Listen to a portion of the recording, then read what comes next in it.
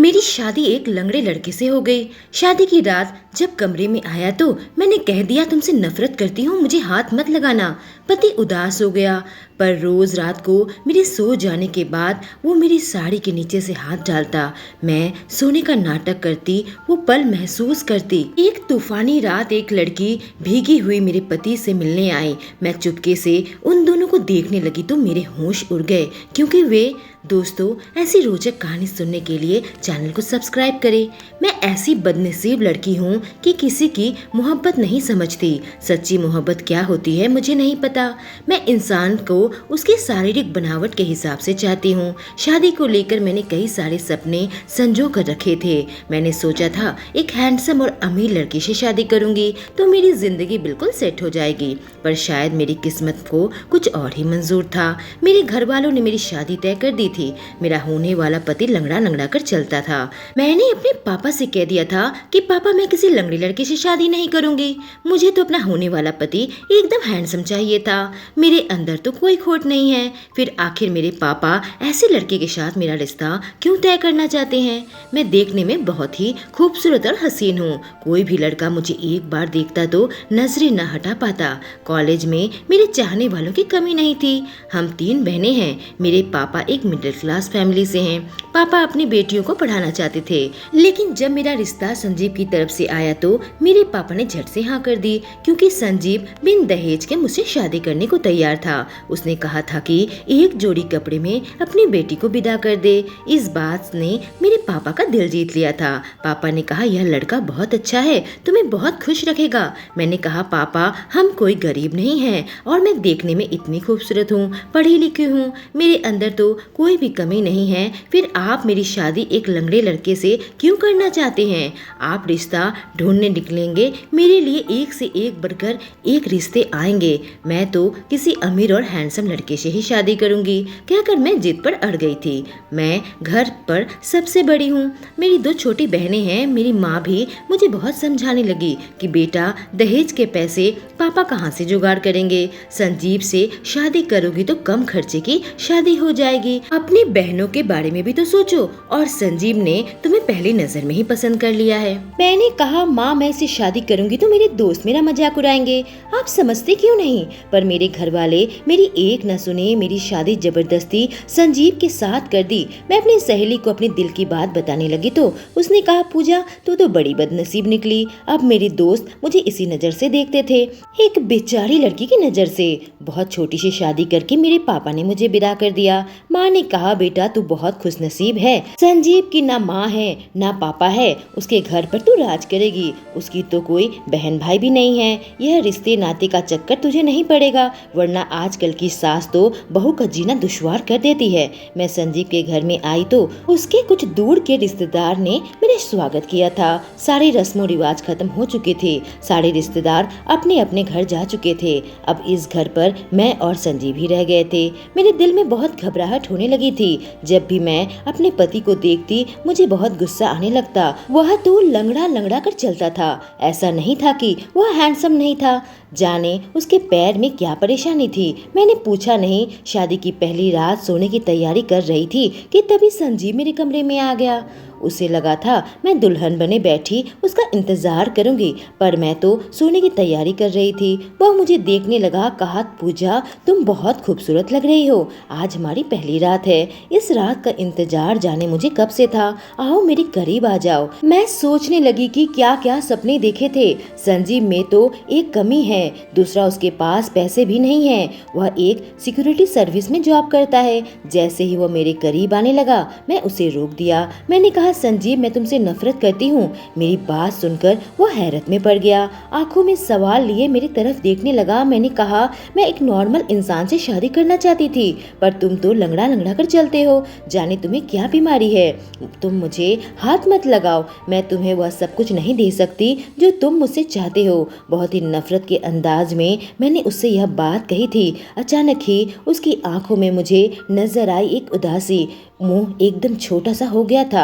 उसका। जाने क्यों मुझे थोड़ा सा बुरा लगा, शायद मुझे उससे ऐसी बातें नहीं करनी चाहिए थी। जाने उसका मायूस चेहरा देखकर मेरे दिल को क्या हो गया था। मैंने कहा, संजीव मेरी बातों का बुरा मत मानना, मैंने तो शादी से इनकार कर दिया था। मेरे पापा ने जबरदस्ती यह शादी करवाई। मैं तुम्हारी कमी का मजाक नहीं उड़ाना चाहती, पर मैं ऐसा पति नहीं चाहती थी। उसने बस इतना कहा कि सो जाओ और फिर कमरे की लाइट बंद करके बेड के दूसरी ओर लेट गया और मैं उससे अलग हटकर लेट गई, पर आंखों में नींद नहीं आ रही थी। मुझे बहुत रोना आ रहा था, मेरी आंखों से आंसू टपकने लगे। यूं ही लड़कियों के सपने कुर्बान हो जाते हैं। लड़कियां तो बस बलिदान देने के लिए बनी हैं। उनको अपनी हर छोटी बड़ी खुशियों को कॉम्प्रोमाइज करना पड़ता है। शादी तो जिंदगी भर का साथ होता है। और यह मैं सिसक सिसक कर रोने लगी। शायद संजीव भी समझ चुका था कि मैं रो रही हूँ। मेरे दिल में इतना दर्द हो रहा था कि मैं खुद को रोक नहीं पा रही थी। जाने मुझे कब नींद आ गई। अचानक से रात को मेरी नींद खुली तो मैं बिल्कुल शॉक्ड हो गई, हिल भी नहीं पा रही थी। मुझे एहसास हुआ कि कोई मेरे बदन को छू रहा है। मैं सोने की अभिनय करने लगी थी। मैं देखना चाहती थी कि आखिर मेरे साथ क्या होता है। संजीव मेरे जिस्म को हाथ लगा रहा था। होले होले वह मेरी पेट में हाथ फेरने लगा, फिर पीठ में वह अपने हाथों को घुमाने लगा। जब मैं बिल्कुल नहीं हिली तो उसका हौसला और बढ़ गया। वह मेरे बिल्कुल करीब चिपक गया और धीरे धीरे अपना हाथ मेरे नरम हिस्सों में डालने लगा। उसकी सांसें तेज हो रही थी। मेरी भी हालत बहुत खराब होने लगी। मूर्ति बनी वह पल महसूस करने लगी थी। इससे पहले आज तक मुझे कोई लड़का हाथ नहीं लगाया था। जाने मुझे क्या हो रहा था, कैसा खुमार छाने लगा। लेकिन जब मैंने हेल डोल नहीं किया तो संजीव ने एक ऐसी हरकत की, मेरे होश उड़ गए। मेरी साड़ी उठाकर मेरी जान पर हाथ फेरने लगा। धीरे धीरे अपना हाथ मेरे अंदर डाला तो मुझे करंट का झटका लगा। मुझसे अब रहा नहीं जा रहा था। मैं खुद से काबू खोने लगी थी। मुझे लग रहा था इस इंसान से अपनी जरूरत पूरी कर लूं। लेकिन फिर ध्यान आया कि मेरे सपने किस कदर टूटे हैं, इसलिए मैं चुपचाप वहीं पड़ी रही। थोड़ी देर बाद उसने अपने हाथ हटा दिए थे और मेरी साड़ी भी ठीक कर दी थी। मैं सुबह उठी तो संजीव मेरे लिए नाश्ता रेडी करके रखा था। कहा, आकर खा लो। मेरी तरफ देखने लगा था, पर मेरी आंखों में उसके लिए कोई जज्बात नहीं थे। मैंने नाश्ता किया और उसके बाद संजीव काम पर चला गया। मैं दिन भर घर पर अकेली थी तो अपनी सहेली मीना को बुला ली। जब मीना से मैंने यह सारी बात बताई तो काफी एक्साइटेड हो गई। कहने लगी, यार खुद पर काबू कैसे कर पाई। मैंने कहा, मीना मैं इस रिश्ते से आजादी चाहती हूँ, क्योंकि ऐसे लंगड़े इंसान को मैं जहाँ भी लेकर जाऊंगी मेरी बदनामी होगी। लोग सोचेंगे इतनी खूबसूरत औरत और उसका पति देखो लंगड़ा है। मीना ने कहा, तब तो तेरे पास एक ही रास्ता है, किसी और लड़की को फंसाकर उसके साथ भाग जा, संजीव को तलाक दे दे। जब तेरे माँ बाप ने तेरी परवाह नहीं की तो उनकी इज्जत की परवाह क्यों करने लगी। मीना चली गई थी, पर उसकी कही बातें अब मेरे दिमाग में घूमने लगी। मैं बाहर निकल गई और मेरी नजर इधर उधर घूमने लगी थी। तभी मेरी नजर एक पड़ोस के आदमी पर पड़ी। वह मेरे पास आ गया। कहने लगा, तुम संजीव की पत्नी हो। मैंने उसे नमस्ते कहा और फिर कहा, हाँ मैं ही वही लड़की हूँ। मेरी तरफ देख कर कहा, संजीव के तो भाग्य ही बदल गए हैं जो तुम जैसी खूबसूरत पत्नी मिली, वरना वो तो। उसकी बातों से मुझे एहसास हुआ कि सारे लोग ही ऐसी नजर से ही मुझे देखेंगे। अब मैंने कहा, क्यों ना कभी आप घर पर आए, आपके लिए चाय बना दूंगी। उसके चेहरे में एक खुशी नजर आई। कहने लगा, मेरे अंदर चाय पीने की तलब जाग रही है, अभी चल लेते हैं आपके साथ, अगर आपके हाथों से गर्मा गर्म चाय मिल जाए। मैंने उसे अंदर बुला लिया। यह आदमी बड़ा ही हैंडसम था। मीना की कही बात मेरे दिमाग में घूमने लगी। मैं उससे हंस हंस कर बात करने लगी। दोनों साथ में बैठकर चाय पीने लगे। चाय पीते पीते मैंने अपना साड़ी का पल्लू थोड़ा हटा दिया था ताकि उसे अपनी खूबसूरती का दीदार करा सकूं। उसकी नजर तो मेरे जिस्म में ही टिक गई थी। जाते वक्त उसने मेरा हाथ पकड़ लिया और हल्का सा दबा दिया। कहा, बहुत बहुत शुक्रिया भाभी, यूं आता जाता रहूंगा। मैं भी उसे देखकर हंस हंस कर बात करने लगी। कही, जब दिल चाहे आ जाना, अपना ही घर समझना। वह चला गया था और मैं उसी के ख्यालों में खोने लगी थी। शाम को जब संजीव काम से वापस आए तो कहने लगे, तुम दिन भर घर पर बोर हुई होगी, अगर चाहो तो मैं तुम्हें कहीं घुमा लाता हूँ। मैंने कहा उसकी कोई जरूरत नहीं है। तभी संजीव ने एक ऐसी बात कही जिसे सुनकर मेरा चेहरा डर से फीका पड़ गया। कहने लगा, अजीत घर पर किस लिए आया था? संजीव को यह बात कैसे पता लग गई कि मैंने अपने पड़ोसी को घर पर बुलाया था? कहीं वो मेरे ऊपर नजर तो नहीं रखता? घर में कोई कैमरा तो नहीं? यह सोचते ही मेरा दिल बिल्कुल डर से कांप उठा था। पर मैंने अपने आप को संभालते हुए कहा, चाय पीने आया था। संजीव ने कहा, तुम जब अकेली रहती हो यूं किसी को घर के अंदर मत आने दिया करो, लोग बातें बनाएंगे। कहकर वह कमरे के अंदर फ्रेश होने चला गया था। रात का खाना खाकर हम लोग अलग अलग लेट गए थे। मैं गहरी नींद में सो रही थी कि अचानक फिर से मुझे एहसास हुआ कोई मुझे हाथ लगा रहा है। मेरी नींद चाहे कितनी भी गहरी क्यों ना हो, मुझे कोई भी हाथ लगाता तो मेरी नींद खुल जाती थी। लेकिन आज मैं फिर से सोने की एक्टिंग करने लगी और वह मेरे जिस्म में हाथ फेरता रहा। अचानक मेरे करीब आ गया, उसके जोश को महसूस करने लगी थी। मेरा मन भी मचलने लगा था, मेरा शरीर हल्का हल्का कांपने लगा था, अपने ऊपर से काबू खोने लगी थी। मुझसे बिल्कुल रहा नहीं जा रहा था और मैं अचानक अजीत के बारे में सोचने लगी। उसके बारे में सोचते ही मेरा जिस्म और ज्यादा कांपने लगा।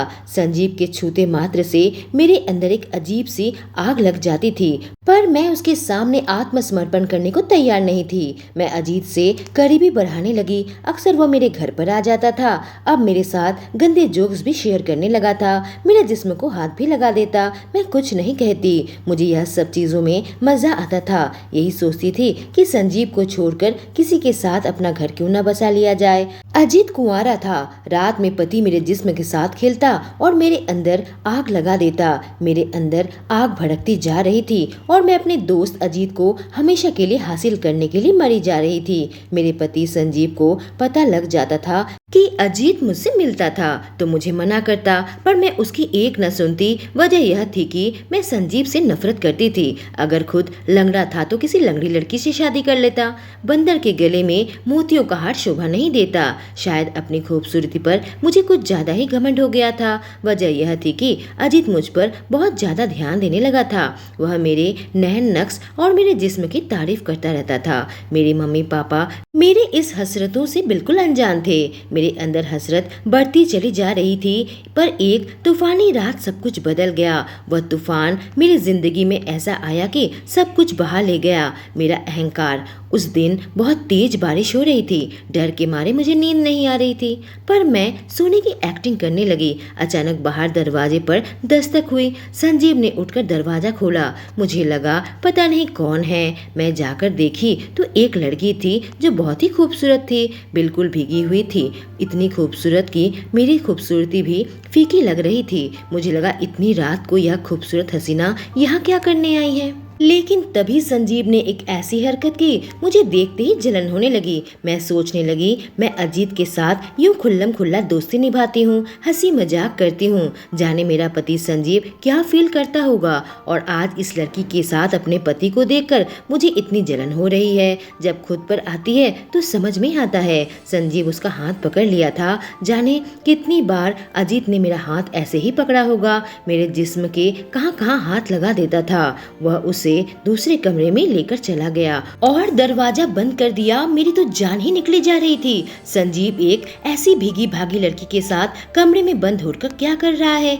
जरूर उसके साथ मोहब्बत कर रहा है। मैं उसकी जरूरत पूरी नहीं करती, इसलिए इस लड़की को बुलाया होगा। ऐसी बरसाती रात में उसके अंदर की आग भड़क चुकी होगी और मैं उसकी बीबी होने के नाते भी उसकी आग नहीं बुझाती। यह ख्याल आते ही मैं परेशान होने लगी। मुझे लगा दरवाजा जोर जोर से धक्का मारूं, लेकिन मैं अपने पति की असलियत अपनी आंखों से देखना चाहती थी। मैं घर से बाहर निकल गई ताकि खिड़की से झांक कर सब कुछ देख पाऊं। मैं बाहर आ गई थी। काफी बारिश हो रही थी। भीगते हुए मैं उसके खिड़की के पास गई। कांच की खिड़की से तो मुझे अंदर दिखाई देने लगा था। संजीव उसके पास बैठा हुआ था। उसके हाथों में हाथ डाले और उसके बाद वह लड़की से लिपट गया। यह नजारा देखकर मेरे पाँव अपने आप कांपने लगे थे। मेरी आंखों में आंसू आ आ गया, संजीव मेरे साथ बेवफाई कैसे कर सकता है। आपस में क्या बातें कर रहे थे मेरे समझ में नहीं आ रहा था। दोनों एक दूसरे का हाथ पकड़े आंखों में आंखें डाले कुछ एक दूसरे से कह रहे थे। मैं और देर करना सही नहीं समझा, कमरे के अंदर आ गई। मेरे कपड़े बुरी तरीके से गीले हो चुके थे। मैं दरवाजा पीटने लगी। संजीव ने दरवाजा खोला तो मुझे देखकर उसका चेहरा फीका पड़ गया। मैंने कहा, मेरे पीठ पीछे तुम यह सब क्या कर रहे हो? तुम मुझे धोखा दे रहे हो, तुम्हें शर्म नहीं आती? अब वह लड़की मेरे सामने आ गई, कहने लगी, तुम भी तो यही कर रही हो। तुम्हें क्या लगता है हमें नहीं पता अजीत और तुम्हारे बीच में क्या चल रहा है? उसकी बातें सुनकर तो मैं बिल्कुल दंग रह गई। मैं संजीव की तरफ देखने लगी तो कहा, तुम जैसा सोच रही हो ऐसा कुछ भी नहीं है। यह लड़की मेरी बहन है और अजीत इसका पति है। रीना मेरे मामा की बेटी है, शादी में भी आई थी, पर तुमने शायद ध्यान नहीं दिया होगा क्योंकि शादी करने का मन ही नहीं था तुम्हें। रीना कहने लगी, तुम मेरे भाई के साथ बहुत गलत कर रही हो, साथ तुमने मेरे साथ भी गलत किया। तुमने मेरे पति को अपने जाल में फंसाने की कोशिश की, जिससे हमारे रिश्ते में भी दूरियां आ गई। तुम मेरे भाई को हमेशा लंगड़ा लंगड़ा कहती रहती हो। तुम्हें पता भी है उससे लंगड़ा कैसे हुआ?